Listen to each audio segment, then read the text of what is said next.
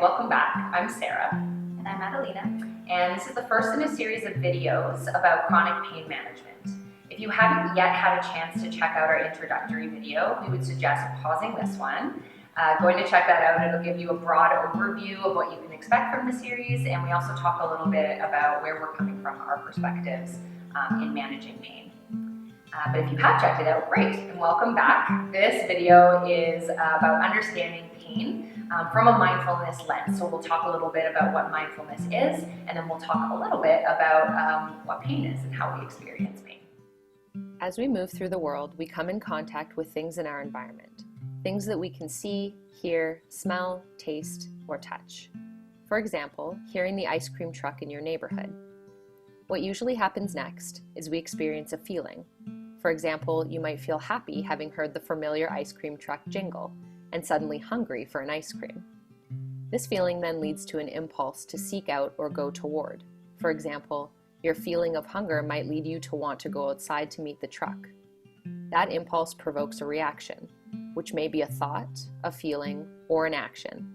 In our example, one action you might take is to go outside to buy an ice cream from the truck. And this process happens many times throughout the day. Let's use pain as an example. Imagine that you experience a pain in your lower back. As you become aware of this pain, you might notice a feeling of dislike coming up at the same time. Your feeling of dislike leads to an impulse of aversion, either wanting to push the pain away or trying to avoid further pain. This impulse leads to the reaction, which in this example might be a feeling like frustration. You might think to yourself, "Oh no, not this pain again." At any point in this process, however, we can practice allowing our thoughts, sensations, and feelings to just be there in our awareness, without attaching a feeling, an impulse, or a reaction to our experience. The experience can stand alone. Or, even if these things arise outside of our control, such as the feeling of dislike, we can simply allow it to be. We do not have to continue along in the process toward aversion and frustration.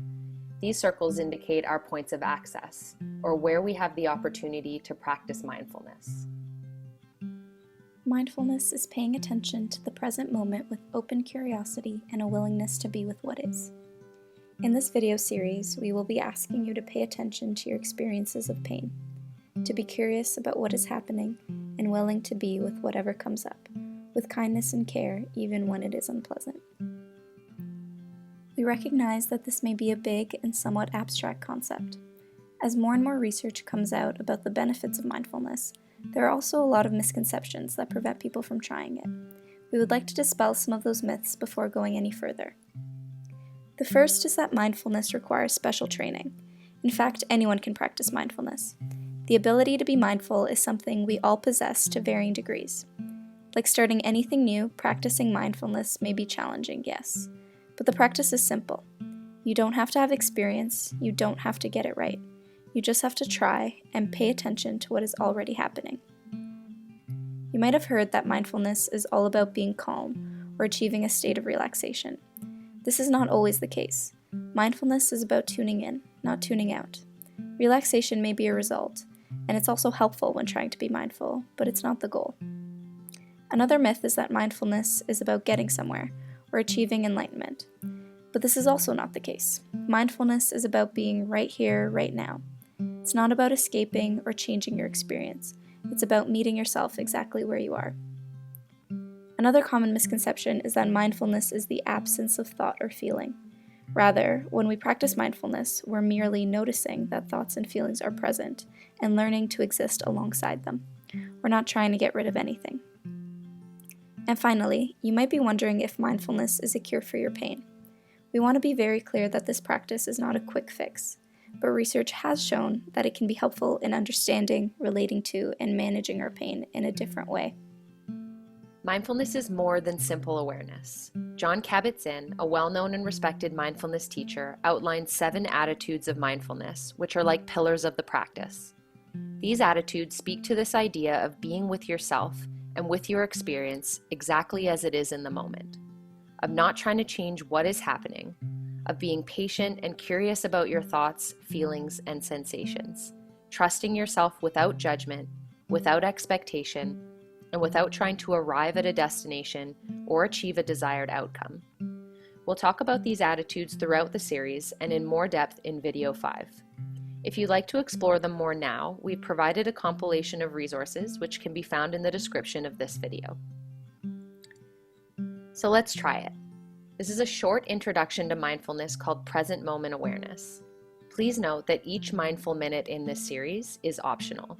We have placed them intentionally throughout the series, but you're welcome to skip ahead or pause and come back to them at any time. For this mindful minute, you will need only a place to sit or lie down. In this Mindfulness Minute, we'll be exploring our present moment awareness. This is taken from Practice by Vidya Birch. Take a moment to find a comfortable seat, maybe lie down. You might close your eyes or keep them gently open. And just take this moment to notice what you're experiencing right now. Notice your hands, how they're resting. Maybe the temperature in your hands, are they hot or cold? Bring your attention to your shoulders. Maybe they're relaxed, maybe you're hunching a little bit. Just notice.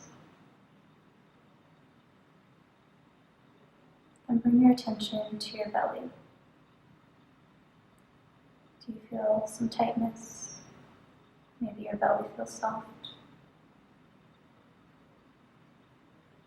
What happens when you bring your attention here? Do you find that these areas relax a little?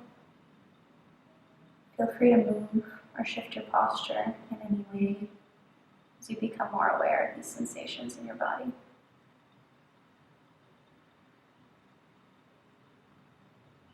Now come to notice your body making contact with whatever surface is below you. Maybe your chair or the floor. How does your body feel? Heavy, light, relaxed or tense? Notice these sensations without judging your experience. Now move your attention gently to your breath and how it feels in your body. What parts of you move as you breathe? You might feel your belly moving in and out, your shoulders rising and falling. Stay here for a few moments.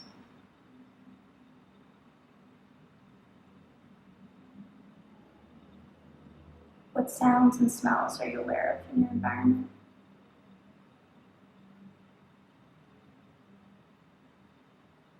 Maybe now open your eyes if they're not already, and notice the colors around you.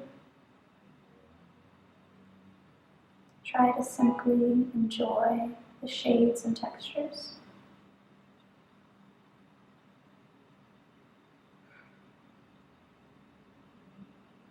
As this practice comes to a close, see if you can carry this quality of awareness throughout your day. To begin our discussion on pain, we'll be exploring a few common truths and myths. The first being that pain has a purpose. This is true. We'll talk about this in more detail in our second video of the series, but pain is useful and necessary. It acts as a warning signal. Number 2, chronic pain is uncommon. This is false. In fact, 1 in 5 Canadians experience chronic pain. This is an important myth to bust because we can often feel alone in our pain experience. We'll be talking about this more in our third video on our discussion of self-compassion and the human experience.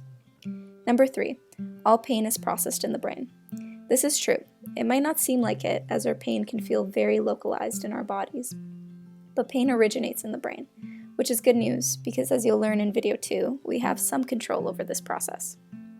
Number 4 is that the intensity of our pain is directly related to the severity of the injury. This is a myth. An injury might be small, but the pain can be intense, like a paper cut. Or you might not have an injury at all, like during a migraine, but the pain can be very intense. We'll talk about this more in video 2. And lastly, learning about pain will increase my pain. This is both a truth and a myth. In the beginning, as you will learn about pain in general and how you relate to your own pain, your experience of this pain may increase. This is because as you expand your awareness, you're bringing your pain into focus. But the research shows that increasing our knowledge can actually decrease pain and our fear of pain. Pain is defined as an unpleasant sensory and emotional experience associated with actual or potential tissue damage.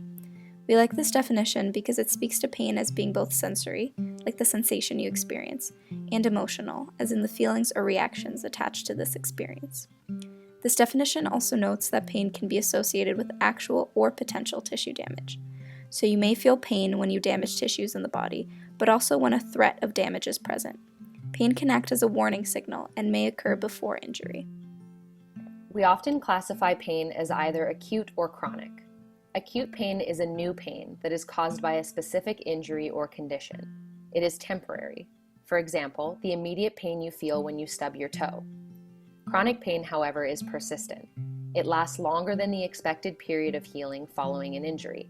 For example, pain that you feel long after you've had surgery, or pain that's persistent but not associated with an injury, like migraines or fibromyalgia. At this point, we wanted to give you a chance to check in.